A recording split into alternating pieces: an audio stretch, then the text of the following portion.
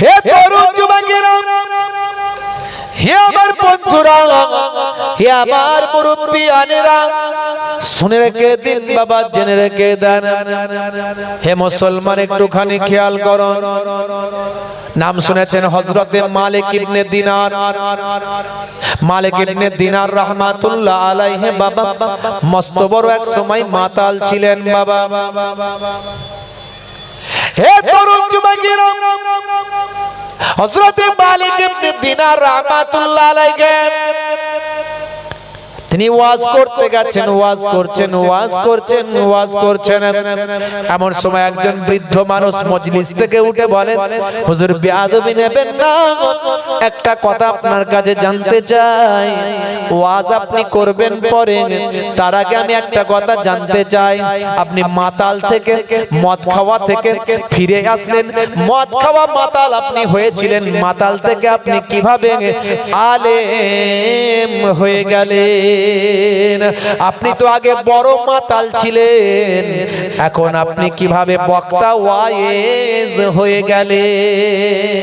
হযরতে মালিক ইবনে দিনার চোখ ভরা পানি।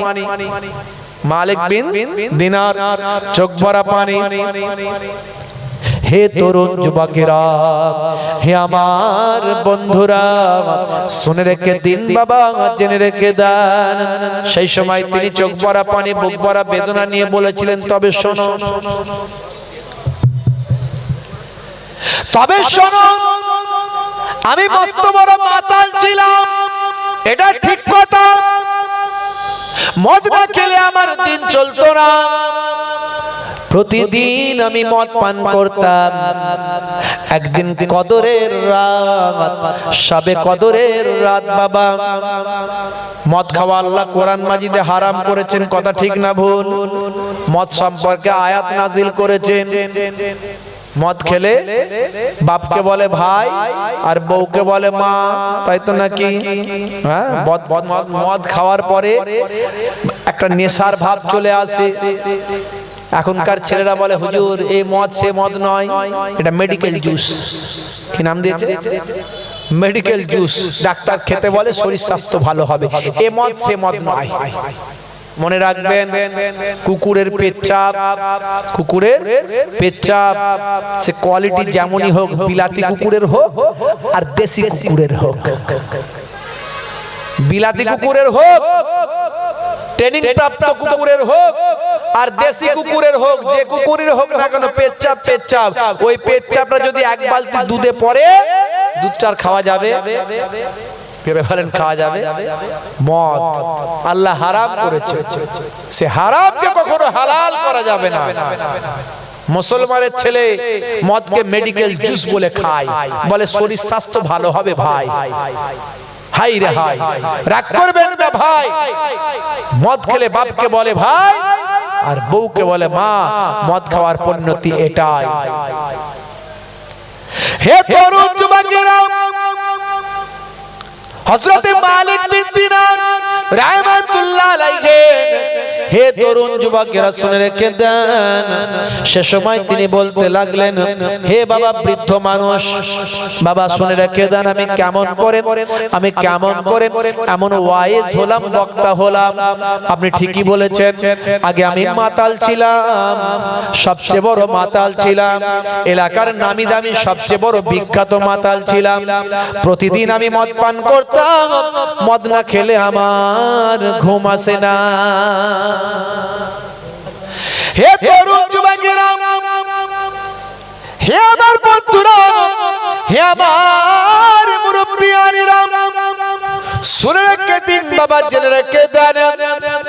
হযরতে মালিক বিন দিনার রাহমাতুল্লাহ আলাইহি সেই সময় বলেছিলেন, শুনে রেখে দাও, জেনে রেখে দাও, হে দুনিয়ার মানুষ শুনে রেখে দাও, আমি সত্যি মস্ত বড় মাতাল ছিলাম, মদ না খেলে আমার দিন কাটতো না। একদিনকার ঘটনা, প্রত্যেক রাত্রিতে আমি মদের বোতল নিয়ে বাড়িতে যাই, টেবিলে গিয়ে বসে নিশ্চিন্ত মনে মদের বোতল থেকে মদ ঢেলে ঢেলে খাই, খেয়ে দে আমি ঘুমিয়ে যাই। হে তরুণ যুবকেরা, মদের বোতল নিয়ে আমি বাড়িতে এসেছি, ওই রাতটা ছিল সবে কদরের রাত। হাজার মাস অপেক্ষা উত্তম। লাইলাতুল কদরে খায়রুম মিন আলফি শাহর, এই লাইলাতুল কদরের রাতটা হলো হাজার মাস অপেক্ষা উত্তম। হে তরুণ যুবকেরা, যে ওই একটা রাত ইবাদত করে কাটিয়ে দেয়, হাজার মাসের থেকে আল্লাহ বেশি ইবাদতের সওয়াব আল্লাহ দান করে দেয়। জোরে হবে না? জোরে হবে না?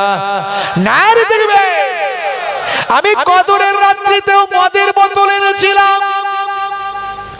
টেবিলে যখন আমি রাখলাম, সে সময় আমি দেখতে পেলাম আমার স্ত্রী পাশের ঘরে, আমার স্ত্রী দূরে নামাজে মাশগুল আছে, আল্লাহর ইবাদতে মাশগুল আছে।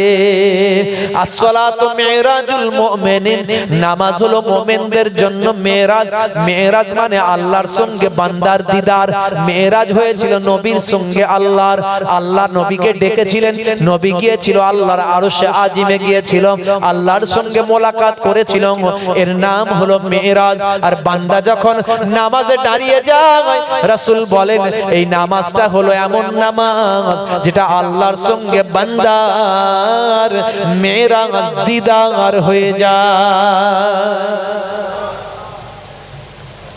হে তরুণ যুবকেরা, সেই সময় তিনি বলেন আমার স্ত্রী নামাজে মাশগুল ছিলেন, নামাজ পড়ছিলেন, সেই সময় আমার স্ত্রী নামাজে মাশগুল আছেন। আমি মদের বোতলটা নিয়ে টেবিলে রাখলাম। আমার একটা ছোট্ট বাচ্চা 6 বছরের মেয়ে, সে আমি পিতাকে বড্ড ভালোবাসতো, আব্বা আব্বা বলে দৌড়ে আসতো। যখন আমি রাতের বেলা মদের বোতলটা নিয়ে গিয়ে টেবিলে রাখলাম, সে সময় দেখতে পাই, হে তরুণ যুবকেরা, হে আমার বন্ধুরা, সে আব্বা আব্বা বলে ছুটে ছুটে ছুটে ছুটে আমার কাছে চলে আসে। হঠাৎ করে টেবিলে ধাক্কা রাখলো, এই ধাক্কা লেগে মদের বোতলটা নিচে পড়ে ভেঙে যায়। হে জওয়ান যুবকেরা, হে বাবা বৃদ্ধ, সেই রাতে আমার আর মদ পান করা হলো না, আমি মদ না খেয়েই আমি ঘুমিয়ে যাই। আমি মদ না খেয়ে ঘুমিয়ে গেলাম। আবার পরের দিন থেকে আবার মদ পান করতে লাগলাম। এইভাবে আবার 1 বছর চলল। দ্বিতীয় বছরে আবার যখন কদরের রাত আসলো, সেই দিনেও আমি মদের বোতলটা নিয়ে এসেছিলাম। মদের বোতলটা নিয়ে এসে আমি টেবিলে রেখেছিলাম। টেবিলে রেখে যখন আমি খেতে যাব, তখন আমার ওই বাচ্চা মেয়েটার কথা মনে পড়ল। গত বছর এই কদরের রাতে মদের বোতলটা পড়ে গিয়ে ভেঙে গিয়েছিল। আমার ওই বাচ্চা মেয়েটা ছুটে এসে আমাকে আব্বা বলে জড়িয়ে ধরেছিল। সেই সময় আমার টেবিলে ধাক্কা লেগে মদের বোতলটা পড়ে গিয়ে ভেঙে গিয়েছিল। কিন্তু হাই রে হাই, হাই রে হাই, আজকের দিনে সেই বাচ্চা কলিজার টুকরা মেয়েটা আর আমার বেঁচে নাই। মনে পড়ে গেল সেই বাচ্চা মেয়ে, কলিজার টুকরা মেয়েটা আমার মারা গেছে, বেশ কিছুদিন হয়ে গেল। সেই বাচ্চা মেয়েটা আজকের দিনে মদের বোতলটা আমার ঠেলে ফেলে দিয়েছিল, ভেঙে গিয়েছিল, মদ পান করা আমার হয় না। এই মেয়েটার মুখটা আমার ভাসতে লাগলো। ওই রাত্রিতেও আমি আর কদরের রাত্রিতে মদ পান করলাম না। হে তরুণ যুবকেরা, মদের বোতলটাকে রেখে দিয়ে আমি ঘুমিয়ে গেলাম। এমন সময় আমি ঘুমের মধ্যে স্বপ্ন দেখছি। ঘুমের মধ্যে আমি একটা স্বপ্ন দেখছি, একটা বিরাট বড় অজগর সাপ, তার চেয়ে আরো ভয়ঙ্কর সাপ জঙ্গলে আমাকে তাড়া করেছে, আমাকে খেতে আসছে, আমাকে গিলে ফেলবে, আমাকে খেয়ে ফেলবে। আমি ছুটছি, আমি ছুটছি, আমি ছুটছি, আমি ছুটছি। হে তরুণ যুবকেরা, এখনই আমাকে গিলে খেয়ে ফেলবে। আমি ছুটতে শুরু করলাম। ছুটে ছুটে ছুটে ছুটে বেশ কিছু দূর যাওয়ার পরে দেখলাম রাস্তার ধারে একটা দুর্বল মানুষ পড়ে আছে। তার সারা শরীরে গোস্ত পোস্ত তেমন কিছু নাই, যেন হাড় হাড্ডি পড়ে আছে, তার ওঠার আর ক্ষমতা নাই। আমি তার কাছে সাহায্য চাইলাম, সে বলে আমার সাহায্য করার কোনো ক্ষমতা নাই, আমি হলাম দুর্বল, আমি হলাম রুগ্ন, আমার শরীরে কোনো ক্ষমতা নাই যে আমি তোমাকে সাহায্য করব, ওই সাপের মুখ থেকে তোমাকে বাঁচাবো। যাও যাও, তোমাকে একটু পরামর্শ আমি দিতে পারি, চলে যাও, সামনে ছুটে গিয়ে একটা পাহাড় পাবে, ওই পাহাড়ে উঠে যাবে বাবা, ওই পাহাড়ে উঠে বাঁ দিকে যাবে না বাম দিকে আগুন পাবে, ডান দিকে যাবে ডান দিকে ফুলের বাগান পাবে, ওই ফুলের বাগান তুমি ডান দিকে পাবে। ডান দিকে যদি বাগানে ঢুকে যাও তাহলে আশা করি ওই সাপ আর তোমাকে খেতে পারবে না। বন্ধুরা আমার, তরুণ যুবকেরা আমার, মুরব্বিয়ানেরা আমার, সেই সময় তিনি বলেন আমি স্বপ্নের মধ্যে ছুটতে লাগলাম, আমি ছুটতে লাগলাম, ছুটতে লাগলাম।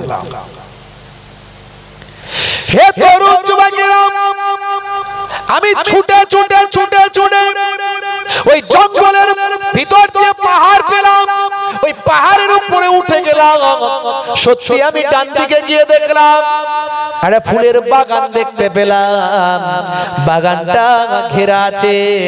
ওই গেটের কাছে গিয়ে দেখলাম হাই রে হাই, একটা দরওয়ান দেখা যায়।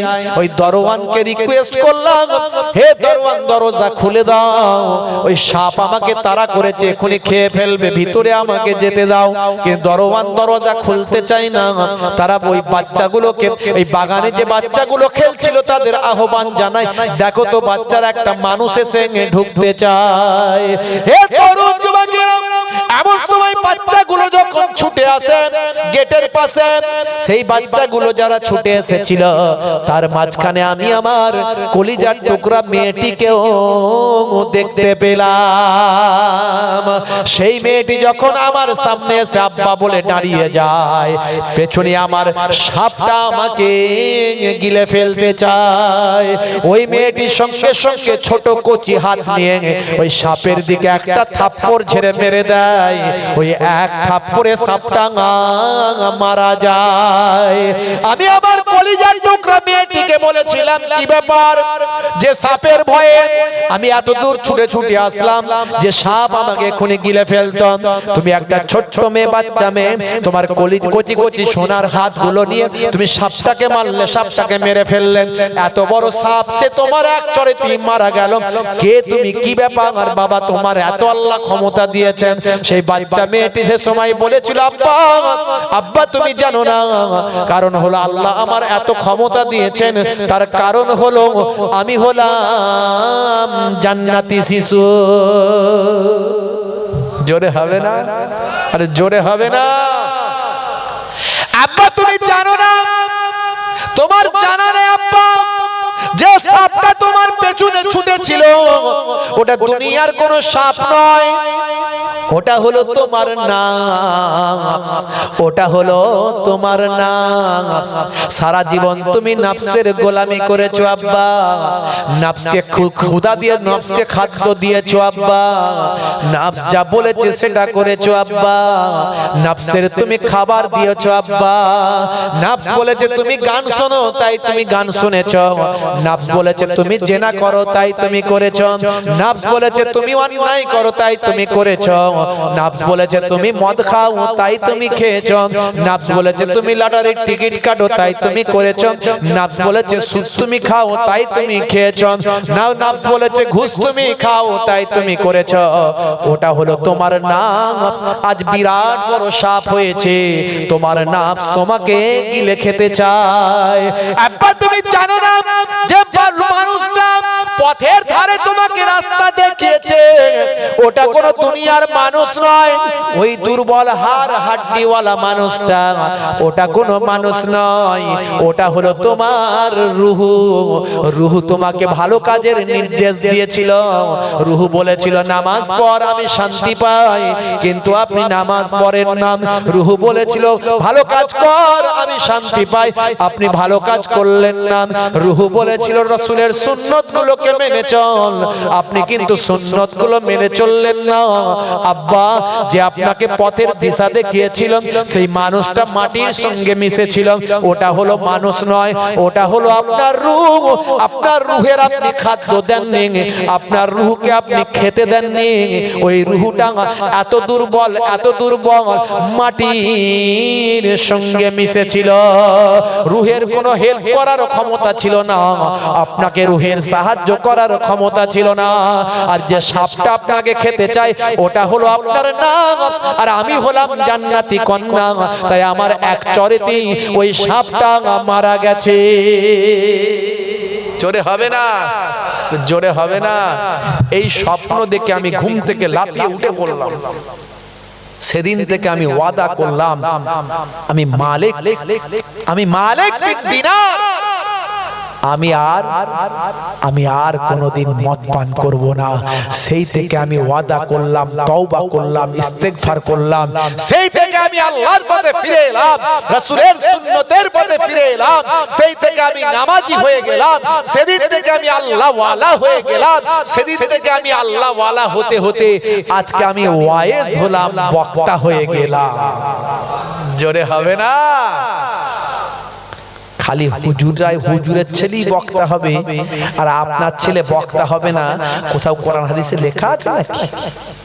হ্যাঁ, পীরের ছেলেই পীর হবে, মাওলানার ছেলেই মাওলানা হবে, এসব কি কোরআন হাদিসে লেখা আছে? না। কোরআন হাদিস বলে দিয়েছে, যাকে আল্লাহ সে ইলম দেবে, ওয়াল্লাযিনা উতুল ইলমাদ দারাজাত, তোমাদের মধ্যে প্রকৃত আহলে ইলমরাই হলো উচ্চ সম্মানের অধিকারী। জোরে বলুন সুবহানাল্লাহ। আল্লাহকে ভয় করো, রাসূলের সুন্নতগুলোকে মেনে চলো। আজকে সারা পৃথিবীতে তোলপাড় হচ্ছে। এশিয়াটিক সোসাইটি থেকে ন্যাশনাল লাইব্রেরি, অক্সফোর্ড থেকে নাসা, কেসিয়াস কেলে, মোহাম্মদ আলী কেলে, Tyson Hanuman, Michael Jackson, Mikail নাম নিয়ে বিশ্ব নবীর শিষ্য হলো। রঞ্জা অ্যান্ডারসন থেকে শুরু করে ক্যাট স্টিভেন্স পর্যন্ত ভাই আমার বিশ্ব নবীকে চিনে নিল। কিন্তু দুর্ভাগ্য, আজকে আমরা কেমন মুসলমান হলাম, বিশ্ব নবীকে চিনতে পারলাম না। ভাইরা আমার, মঈন আলী খান ব্রিটিশ রেডিওকে ইন্টারভিউ দিতে গিয়ে বলেছিল, mister Moin Ali Khan international cricketer, আন্তর্জাতিক মানের একজন পৃথিবী বিখ্যাত ক্রিকেটার, তিনি বলেছিলেন, মিস্টার মঈন আলী খানকে জিজ্ঞাসা করা হলো, আপনি তো 5 ওয়াক্ত নামাজ পড়েন, আপনি এত বড় নাম করা নামি ক্রিকেটার, আবার আপনি নামাজি, কিভাবে নামাজ পড়েন? বলে, আমার নামাজের অসুবিধা হয় না। এমন অনেক সময় আছে যখন মাঠে আমি প্র্যাকটিস করি, খেলাধুলা করি, তখন মাঠের ক্যাপ্টেন আমাকে ইশারা করে বলে দেয়, হে মঈন, তোমার নামাজের টাইম হয়ে গেছে। যদি আপনি আল্লাহ ওয়ালা হন, আপনার মাদাদের জন্য, সাহায্যের জন্য আল্লাহ কুদরতি ভাবে ফারিস্তা পাঠিয়ে দেন। জোরে বলুন সুবহানাল্লাহ। আপনি এখনো বুঝতে পারেন। মেসুত ওয়াজিলকে জিজ্ঞাসা করা হলো, who is mister Mesut Ozil? Mister Mesut Wajil হলেন জার্মানির বিখ্যাত অলরাউন্ডার, মিডফিল্ডার, ফুটবলার, পৃথিবী বিখ্যাত একজন ফুটবলার, নাম হলো mister Mesut Ozil. Mister Mesut ওয়াজিলকে যখন জিজ্ঞাসা করা হলো, হে মিস্টার মেসুত ওয়াজিল, সামনে আসছে রমজানের রোজা, আর ফুটবলও তখন প্র্যাকটিস চলবে, ফুটবলও খেলা চলবে, তুমি ফুটবল খেলবে না, রমজানের রোজা রাখবে। মিস্টার মেসুত ওয়াজিল বলেছিল, পৃথিবী বিখ্যাত ফুটবলার, তিনি বলেছিলেন, দেখো আমি মুসলমান ঘরের সন্তান, রোজা হলো আমার জন্য ফরজ, আমি রোজাও রাখবো, ফুটবলও খেলবো। তবে মনে রাখবে, যদি রোজা আর ফুটবল দুটো অসুবিধা হয়, তাহলে রোজা রাখবো, ফুটবল খেলা বন্ধ রেখে দেব। কারণ ফুটবল খেলা আমার জন্য ফরজ নয়, বরং আমি মুসলিম হিসাবে রোজা রাখা আমার জন্য ফরজ। অল্প কদিন ফুটবল খেলা বন্ধ রেখে দিয়ে রোজা রেখে আমি কাটাতে থাকবো। রোজা রাখবো আগে, পরে ফুটবল খেলবো। জোরে বলুন সুবহানাল্লাহ। শৃঙ্খলাবদ্ধ সমাজ মেনে নিয়েছে তারা। আপনি বলবেন, হুজুর আমাদের লজ্জা দিচ্ছেন। আমি লজ্জা দিতে আসিনি, হক কথা বলতে এসেছি। আমি কাউকে তেলাতে আসিনি, আবার সামনে বছর দাওয়াত হোক এই বলতে আসিনি। আমি দুটো হক কথা বলতে এসেছি। আজকে ভারতের বর্তমান পিএম মিস্টার মাননীয় নরেন্দ্র দামোদর দাস মোদী যদি মুখে দাঁড়িয়ে রাখতে পারে, হরভজন ভাই আমার ওই আগের প্রাক্তন prime minister mister Manmohan Singh যদি দাঁড়িয়ে রাখতে পারে, বড় বড় সাধু সন্ন্যাসী মনীষীরা যদি দাঁড়িয়ে রাখতে পারে, আপনার দাঁড়িয়ে রাখতে লজ্জা কিসের? আপনি ইয়ং মানুষ ছোট ছোট করে রাখলেন, কিন্তু নবীর সুন্নত বলে রাখেন। হতে পারে আজকে ছোট দাড়ি রেখেছেন, কালকে বড় দাড়ি রাখবেন, পরে বড় দাড়িটা বড় রাখবেন। ওই দাড়ি রাখা অবস্থায় এমন বিরাট কিছু ইবাদত আপনি করতে পারেননি।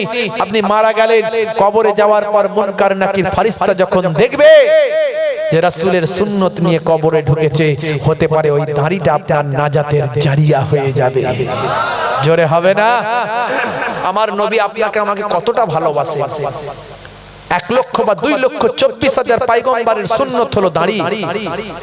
আপনি রাসূলের দাড়িটা রাখলেন না। দাড়ির বিজ্ঞান আছে, দাড়ি রাখাটা বিজ্ঞান সম্মত, সায়েন্স গবেষণা করেছে।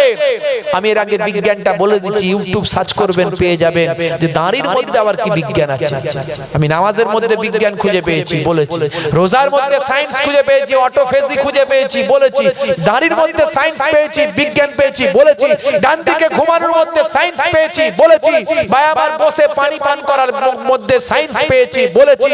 ভাই আমার কি বলে আপনার চেটে পুচে খাওয়ার মধ্যে সায়েন্স পেয়েছি, বলেছি। যত কিছু সায়েন্স সব খুঁজে খুঁজে বের করেছি, বলেছি। অনেক কথা বসে পেচ্ছাপ করার মধ্যে বিজ্ঞান আছে, বুঝতে পারছেন? জাবা করার মধ্যে বিজ্ঞান আছে। আমি সব অনেক কথা বলেছি, অনেক বলিনি। আল্লাহ রব্বুল আলামিন যদি কোনোদিন বলার, ইনশাআল্লাহ বলবো। আমার নবী আপনাকে আমাকে কত ভালোবেসেছেন, কত মহাব্বত করেছেন। কাল কিয়ামতে উম্মতি উম্মতি করবেন, আর আমি আপনি রাসূলের সুন্নত মানলাম না। হে তরুণ যুবকেরা, হে আমার বন্ধুরা, হে আমার মুরব্বিয়ানেরা, শুনে রেখে দিন বাবা, জেনে রেখে দেন। আল্লাহর নবীর একজন মুহাব্বতের সাহাবী ছিলেন হযরতে জাবের রাদিয়াল্লাহু তাআলা আনহু নাম। হযরতে জাবের রাদিয়াল্লাহু তাআলা আনহু মুহাব্বতের সাহাবী বাবা।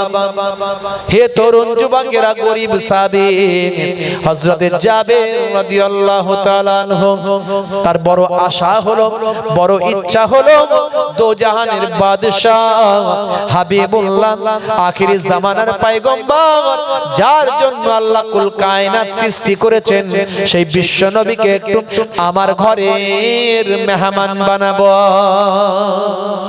নবীকে মেহমানদারি করাবেন। আজকাল আমরা মেহমান বাড়িতে এলে বিরক্ত হয় কি হয় না? ঘরের মেয়েরা বেশি বিরক্ত হয়। দূর বাবু, তোমার এসব আত্মীয় স্বজনকে আসতে বারণ করো, বরং এক কাজ করো, রাস্তায় দাঁড় করিয়ে হোটেল থেকে খাইয়ে দাও, একটু চা পানি ওখান থেকে খাইয়ে দাও। আজকাল মহিলারা বড় বিরক্ত হয় মেহমান এলে। আপনার আমার ঘরের ভাইরা বড্ড বিরক্ত হয় মেহমান এলে। বন্ধু যদি ফোন করে, কই রে, তোর সঙ্গে দরকার ছিল, তোর বাড়ি যাচ্ছি, বলে এক কাজ কর, বাড়িতে আসতে হবে না, আমি খুব ব্যস্ত আছি, আমি বাজারে যাচ্ছি, ওই বাজারে তুই একটা কাটিয়াহাট বাজারে চলাই, ওখানে বসে চায়ের দোকানে কথা বলে নেব। বাড়িতে আর আসতে দিচ্ছে না, মেহমানদারি করাতে হবে, বউ বিরক্ত হবে। কথা ঠিক ঠিক। হে তরুণ যুবকেরা, হযরত ইব্রাহিম আলাইহিস সালাম একজন পয়গম্বর। হে তরুণ যুবকেরা, হযরত ইব্রাহিম আলাইহিস সালাম কিতাবের মধ্যে দেখতে পাওয়া যায় তিনি মেহমান বড্ড ভালোবাসতেন। মেহমান যেদিনে আসতো না, সেদিনে তিনি রোজা রেখে কাটিয়ে দিতেন। যেদিনে মেহমান আসতো, সেদিনে তিনি মেহমানদের নিয়ে একসঙ্গে খাওয়া দাওয়া করতেন। বলুন না সুবহানাল্লাহ। মেহমান যখন আপনার বাড়িতে আসে, সে তার রুজি নিয়ে আসে। আল্লাহ তার মাধ্যমে রুজিটা বাড়িতে বরকত দেন। আপনি বুঝতে পারলেন না, আপনি যদি মেহমান বড্ড ভালোবাসেন, মেহমানের রুজিটা আমার আল্লাহ গায়েবী ভাবে আপনাকে অন্যভাবে দান করে দেন। হে তরুণ যুবকেরা, মেহমানকে ভালোবাসা রাসূলের সুন্নাত। একদিন বিশ্বনবীর বাড়িতে একটা মেহমান এসেছে। মেহমান হলো ইহুদি। কি মেহমান? ইহুদি মেহমান। বিশ্বনবীর বাড়িতে এসে বলে, ইয়া রাসূলুল্লাহ, হাবিবাল্লাহ, আমি হলাম একজন ইহুদি মানুষ, কিন্তু আমি আজকে বাড়ি ফিরতে পারবো না, তাই আপনার দরবারের মেহমান হতে চাই। আপনি হলেন পয়গম্বর, আমি আজকে বাড়ি ফিরতে পারবো না, আপনি আমাকে মেহমানদারি করান। হে তরুণ যুবকেরা, বিশ্বনবী গ্রহণ করলেন। থাকো বাবা, আমার বাড়িতে আমার দরবারের মেহমান হয়ে যাও। হে তরুণ যুবকেরা, রাতের বেলা মেহমানকে কিছু খাওয়াতে হবে, তাই তো নাকি? না খাইয়ে রাখবে? কি করবে? খাওয়াতে হবে। মন না চাইলে বলে, দূর বাবু, কি ঝামেলায় পড়লাম, কি খাওয়াই? আছে না নাই? আল্লাহর নবীর বাড়িতে তেমন কিছু খাবার নাই। নবী বললেন, মেহমানকে মেহমানদারি করাও। হে জাবের, মেহমানকে মেহমানদারি করাও। যাও, মেহমান কি খাবে? মেহমানের জন্য এক কাজ করো, ছাগলের দুগ্ধ খাওয়াও। ছাগলের দুগ্ধ নিয়ে গিয়ে খাওয়াও। হে তরুণ যুবকেরা, ছাগলের দুগ্ধ নিয়ে এসে দেওয়া হলো মেহমানকে। এক গ্লাস দুগ্ধ দেওয়া হলো, মেহমান খেয়ে নিল ঢক ঢক করে। আর জিজ্ঞাসা করা হলো, সাহাবী জিজ্ঞাসা করলেন, হে বাবা মেহমান ভাই, ইহুদি ভাই, আর কি আপনি খাবেন নাকি? বলে, হ্যাঁ নিয়ে আসুন, খাবো, পেট ভরেনি। আবার এক গ্লাস ফের কষ্ট করে ধুয়ে নিয়ে এসেছে, 2 গ্লাস ফের দেওয়া হয়েছে, ফের ঢক ঢক করে মেরে দিয়েছে। আবার সাহাবী জিজ্ঞাসা করলেন, পেট ভরেছে নাকি আবার আনবো? বলে, আর একটু নিয়ে এলে ভালো হয়। আবার সাহাবী কষ্ট করে গেছেন, আবার ছাগলের দুগ্ধ দহন করেছেন, আবার নিয়ে এসে দিয়েছেন, আবার পেয়েছেন হাতে, ঢক ঢক করে মেরে দিয়েছেন। বাবা পেট ভরলো নাকি আবার এক গ্লাস আনবো? বলে, আরেকটু দিলে ভালো হয়। 7 গ্লাস মেরেছে, 7 গ্লাস চালিয়েছে। হে তরুণ যুবকেরা, সকাল হয়ে গেছে, রাসূলের আখলাক চরিত্রে মুগ্ধ হয়েছে, রাসূলের ব্যবহার চরিত্রে আখলাকে মুগ্ধ হয়ে গিয়েছে। সে যাচাই করতে এসেছিল সত্যি অরিজিনাল পয়গম্বর কিনা, যা আমরা আসমানি কিতাবে পড়েছি সেই নবী কিনা, যা আখিরি জামানার পয়গম্বরের নিশানা আমরা জেনেছি সেই পয়গম্বর কিনা। কিন্তু তাদের গ্রন্থ অনুযায়ী সব মিলে গেছে। তাই বিশ্বনবীর হাতে হাত দিয়ে সকালবেলা কালেমা পড়ে বিশ্বনবীর শিষ্য হয়ে গেছে। জোরে হবে না? জোরে হবে না? আল্লাহর নবীকে বলে, হুজুর এবার তাহলে আপনি আমাকে যে সবকগুলো দিলেন, যে নির্দেশগুলো দিলেন, আমি সেই নির্দেশগুলো গ্রহণ করেছি। এখন আমি আপনার শিষ্য হয়ে গেছি, এখন আমি আপনার সাহাবী হয়ে গেছি। হুজুর আপনি এবার আমাকে নির্দেশ দেন, এবার আমি বাড়ি যাই। আল্লাহর নবী সাহাবীকে ডাকলেন, হে জাবের শোনো, এই মেহমান রাতের বেলা ছিলেন, এখন কালেমা পড়েছেন, ঈমান এনেছেন, এখন ইনি বাড়ি যেতে চান, তাই ওনাকে একটু তুমি যাওয়ার আগে মেহমানদারি করো, আবার একটু ছাগলের দুগ্ধ পান করাও। সাহাবী মনে মনে চিন্তা করছেন, আবার ওই মানুষটাকে যদি খাওয়াই, ফের তো 7 গ্লাস খাবে, 1 গ্লাস খাবে না। 7 গ্লাস খাবে, 1 গ্লাস খাবে না। নবীর সাহাবী চিন্তা করছেন, তাই তো উপায় নাই, যাই একটু বেশি করি, তাহলে দহন করতে হবে, নবীর নির্দেশ যখন। হে তরুণ যুবকেরা, হে আমার বন্ধুরা, হে আমার মুরব্বিয়ানেরা, 1 গ্লাস দুগ্ধ নিয়ে এসেছেন, নিয়ে এসে দিয়েছেন, দিয়ে খেয়ে নিয়েছেন। আর জিজ্ঞাসা করেননি বাবা যে আর আনবো নাকি, এবার আর জিজ্ঞাসা করেননি, আবার গ্লাস নিয়ে চলে যাচ্ছেন। বলে, দাঁড়ান, আবার নিয়ে আসছি। বলে, আর যেতে হবে না। বলে, কেন? বলে, পেট ভরে গেছে।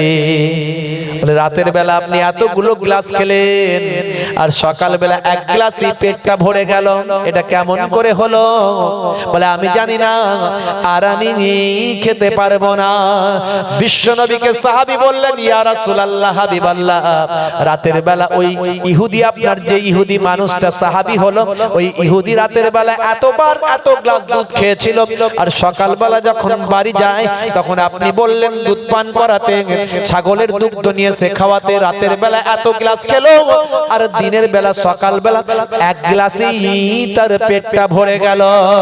হুজুর ব্যাপারটা বুঝতে পারছি না। বিশ্বনবী বলেন, হে সাহাবী শুনে রেখে দাও, রাতের বেলা ওর কালেমার জায়গা ঈমানের জায়গা ফাঁকা ছিল তাই দুধ বেশি খেয়েছিল, সকালবেলা ওর ঈমানের জায়গাটা ফিল আপ হয়ে গেছে, এখন আর ওর বেশি খিদে লাগবে না। জোরে হবে না, জোরে হবে না। এখন ঈমান দিয়ে পূর্ণ হয়ে গেছে তাই ও আর অতিরিক্ত খেতে পারবে না, যতটুকু প্রয়োজন ততটুকু খাবে। আপনি বিসমিল্লাহ বলে খাবেন, দেখবেন পরিমিত খাবার আপনার পেটে ঢুকবে, ওর বেশি নয়। আর বিসমিল্লাহ বলে না বলে খাবেন, রাক্ষসের মতো খেয়ে নিচ্ছেন, মনে মনে করছে বহুত খাচ্ছি, খেয়ে নিয়ে আর বদহজম, গ্যাস, অম্বল, ঢক ঢুক, ঢেকুর, নানা রকম অসুবিধা। ভাই আমার উপায় নাই। বন্ধুরা আমার, তরুণ যুবকেরা আমার, বিশ্বনবী আপনাকে আমাকে শিখিয়ে দিয়েছেন সবকিছু। নবী আপনাকে আমাকে দয়া মায়া শিখিয়েছেন, মহাব্বত শিখিয়েছেন, ভালোবাসা শিখিয়েছেন। আপনাকে আমাকে কতটা ভালোবেসেছেন বিশ্বনবী। সাহাবী দাওয়াত করেছেন, ইয়া রাসূলুল্লাহ আমার বাড়ির মেহমান করব আপনাকে। হযরত জাবের রাদিয়াল্লাহু তাআলা আনহু মেহমান করবেন নবীকে, দাওয়াত দিয়েছেন বাবা। বিশ্বনবী দাওয়াত গ্রহণ করেছেন। হযরতে আবু বকর সিদ্দিককে নিয়ে বললেন, চলো বাবা, জাবের দাওয়াত করেছে, একটু মেহমানদারি করাতে চাই। দো জাহানের বাদশাকে মেহমানদারি করাবেন, দয়ার নবীকে মেহমানদারি করাবেন, নূর নবীকে মেহমানদারি করাবেন, নবী মেহমান হবে। এটা আমার জন্য কত ভাগ্যের ব্যাপার। কথা ঠিক না ভুল ভাই? নবী আপনার বাড়ির মেহমান হবে, এটা ভাগ্যের ভালো না মন্দ? জোরে বলেন। কথা আমার বোঝা যাচ্ছে তো নাকি? আমি কি বলতে চাইছি বোঝা যাচ্ছে তো নাকি? নাকি না? সব হ্যাঁ হুজুরের ব্যাপার, ওই হুজুর যা বললো তাই।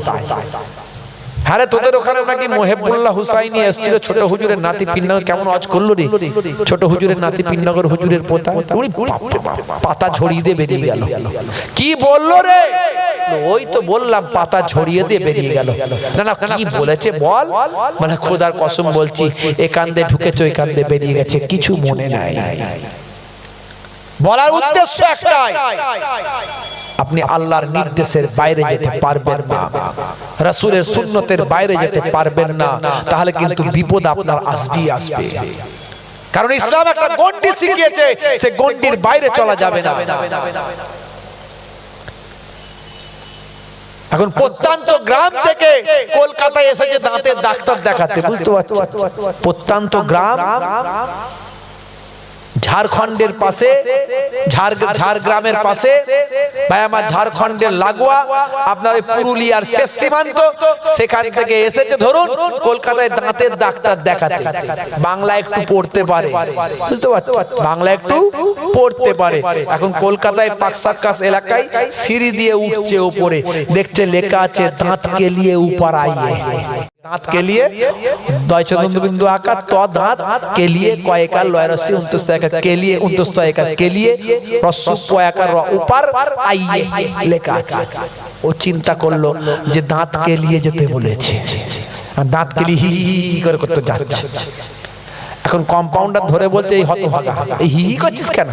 তোমরাই তো লিখে রেখেছো দাঁত কে लिए উপরে।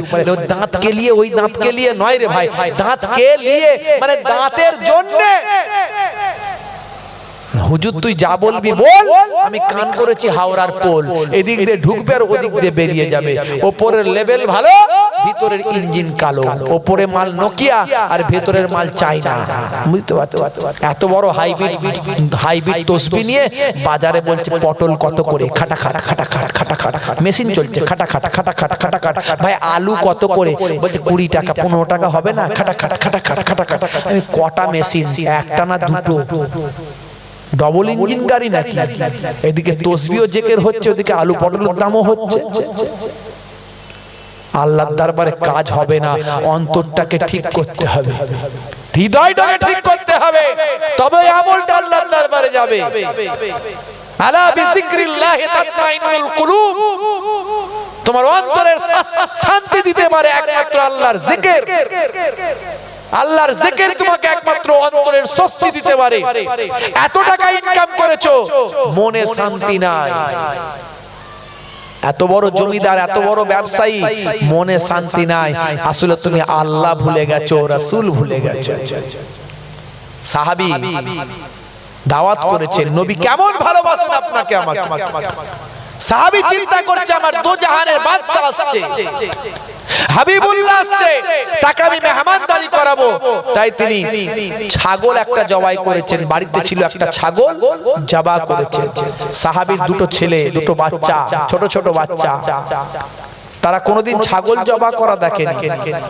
তাই ছাগল জবাই করা দেখে ছুরিটা পিতা যেখানে রেখেছিল সেই ছুরিটা নিয়ে তারা দুটো ছোট ছোট বাচ্চা, একটা একটু বড় একটা একটু ছোট, দুজনে ছাগল জবাই করার ড্রামাটা করেছে, নাটকটা করেছে, খেলাটা খেলেছে। বড় ভাই ছোট ভাইয়ের গলায় চালিয়েছে। হে তরুণ যুবকেরা, হে আমার মুরব্বিয়ানিরা, শুনে রেখে দিন বাবা, জেনে রেখে দেন, বড় ভাই ছোট ভাইয়ের গলাতে ছাগলের নাই চালিয়ে দিয়েছে বাপ। দেবার সঙ্গে সঙ্গে ছোট ভাই ইন্তেকাল করেছে। হইচই চিৎকার আওয়াজ বেরোতে শুরু হয়েছে। মা দেখতে পেয়ে গেছে। মা বলছে, কি করলি বাবা, কি করলি? এই ছেলে কি করলি বাবা, কি করলি? ছেলে ছুটতে শুরু করেছে, ভয়ে ভুল করে ফেলেছে, অন্যায় করে ফেলেছে, বুঝতে পেরেছে। ছাদের উপর উঠে গেছে, চালের উপর উঠে গেছে, সেখান থেকে হঠাৎ করে সেও পড়ে গেছে। সে পড়ে গিয়ে সেও মারা যায়। বড় ভাই ইন্তেকাল করলো, আর ছোট ভাইও ইন্তেকাল করেছে। হে তরুণ যুবকেরা, ওদিকে সাহাবীর বাড়িতে বিশ্বনবী আসবেন। বিশ্বনবী বাড়িতে আসবেন, ঘরেতে দুটো ডেড বডি বাবা। সাহাবী চিন্তা করলেন, হাই রে হাই, এই মুহূর্ত আমি জীবনে পাবো না। আখেরি জামানার পয়গম্বর আমার বাড়িতে আসছে, তাই আমার সন্তান রাজকে মারা গেল। হাই, আমার সন্তানদের মৃত্যু হয়েছে। হাই রে হাই, এ আমার কি তাকদীর, কি কপাল হয়। আমার আখেরি জামানার পয়গম্বর বাড়িতে আসবেন, আর আমার দুটো কলিজার টুকরা সন্তান ইন্তেকাল করলো। সবই আল্লাহর ইচ্ছা, সবই আমার তাকদীর, সবই আমার কপাল। তবে সন্তানরা মারা গেছে, ইন্তেকাল করেছে। নবী যদি জানতে পেরে যায়, তাহলে আমার বাড়ির আর মেহমান তিনি হবেন না। দেখেছেন কেমন ভালোবাসা, কেমন মহাব্বত, নবীকে কেমন ভালোবেসেছে। আর আমরা মুখে ভালোবেসেছি, কাজে নয়। হে তরুণ যুবকেরা, হে আমার বন্ধুরা, হে আমার মুরব্বিয়ানেরা, এমন সময় দেখতে পাওয়া যায় আল্লাহর নবী যখন বাড়িতে এসেছেন, ওদিকে সাহাবী রান্না বাড়া সব কমপ্লিট করে দিয়েছেন। দুটো বাচ্চাকে কাফনের কাপড় পরিয়ে এক ঘরেতে শুইয়ে রেখে দিয়েছেন। পাড়া প্রতিবেশীকে কাউকে জানতে দেন না, পরিবেশটা শান্ত রেখেছেন। ভাই আমার, দোস্ত আমার, মুখেতে কিন্তু হাসি লাগিয়ে রেখেছেন। হৃদয়টা তার কষ্টে চৌচির হয়ে যায়, কিন্তু মুখে তিনি শান্তি রেখেছেন, হাসি রেখেছেন। তার কারণ হলো দয়ার নবী, বিশ্ব নবী আমার বাড়ির মেহমান। এই মুহূর্ত যদি চলে যায়, দয়ার নবী যদি এসে ফিরে যান, তিনি আর মেহমান হবেন না। আমার ঘরের বাচ্চারা ইন্তেকাল করেছে যদি নবী জানতে পারেন, আর আমার ঘরের হয়তো মেহমান হবেন না, আমি লজ্জিত হয়ে যাব, আমার নবীকে মেহমানদারি করতে পারবো না। আহারে আহা, দো জাহানের বাদশা, যার জন্য জমিন আসমান কুল কায়নাত, সেই নবীকে মেহমানদারি করতে পারবো না।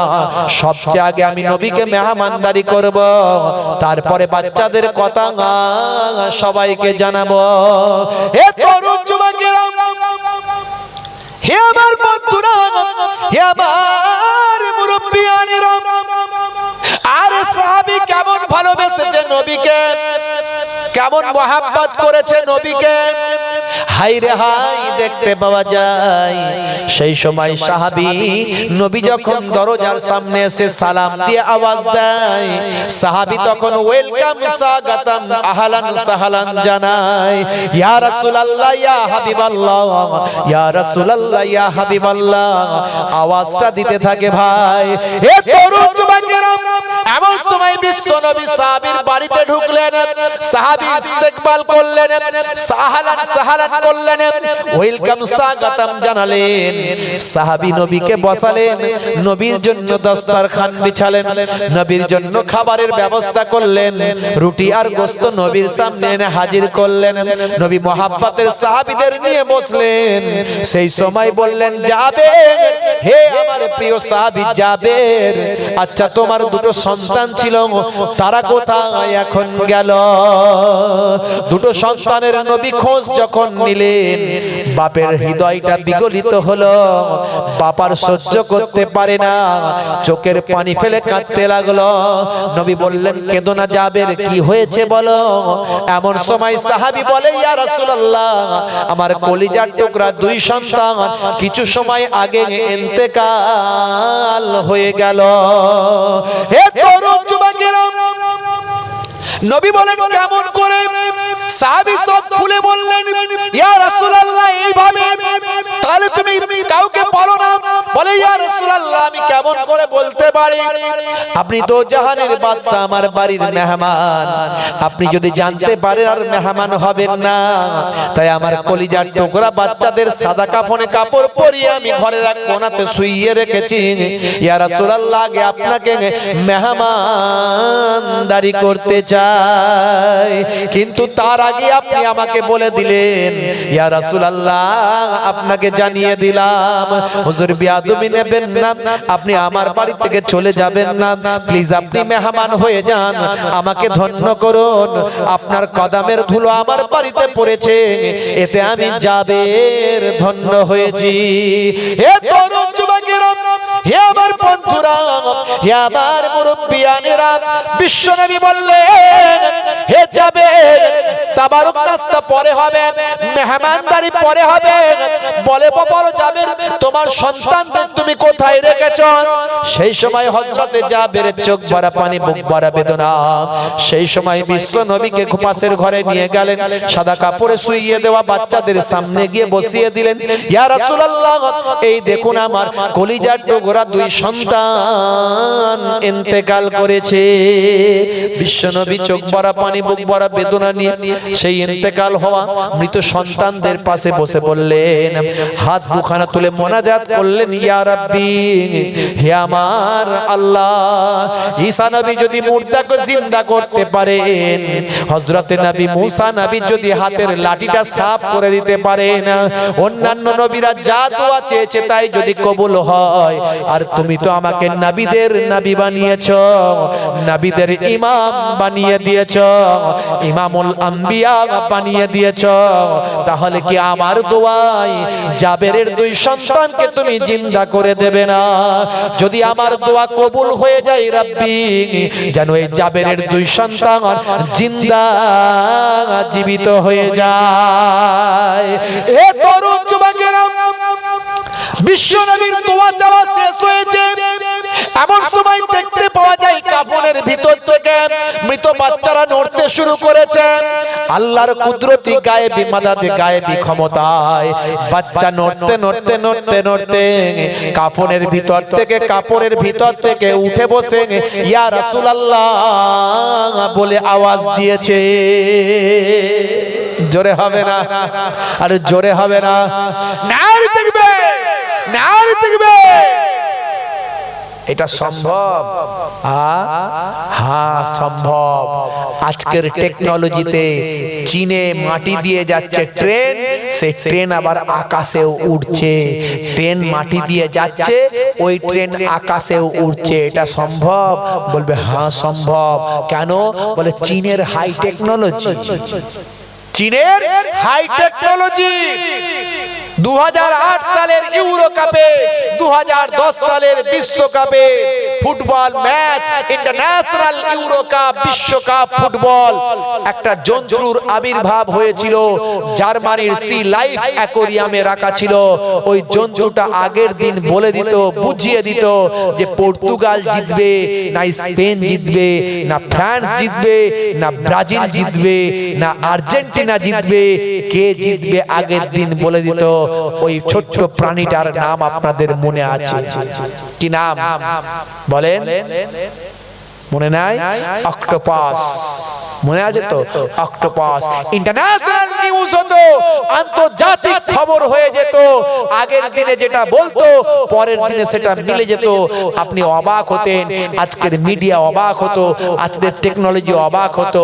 আপনারা দেখেছেন চাঁদে চন্দ্রযান গেছে, ড্রোন, মানববিহীন ড্রোন, মানববিহীন ড্রোন ভাই আমার আজ যুদ্ধ করছে। হাইড্রোজেন বোমা, পরমাণু বোমা, আজ যুদ্ধ চলছে সারা পৃথিবীতে। আপনি বলেন হাই টেকনোলজি, এই টেকনোলজি আপনি বিশ্বাস করেছেন, আর আমার আল্লাহ বিশ্বনবীকে কুদরতি টেকনোলজি দিয়েছে, এটা বিশ্বাস করতে আপনার কষ্ট হয়। মনে রাখবেন আমার আল্লাহ কুদরতি টেকনোলজি বিশ্বনবীকে দিয়েছেন, বিশ্বনবীর সঙ্গে আল্লাহর কুদরতি সম্পর্ক আছে। আমার নবী যেটা দোয়া চান সেটাই কবুল হয়। নবী তো দূরের কথা, এমন অনেক ওলিয়া উলিয়ারা যে দোয়া চান সেই দোয়া আল্লাহর আরশে কবুল হয়ে তৎক্ষণাৎ ঘটে যায়। জোরে বলুন সুবহানাল্লাহ।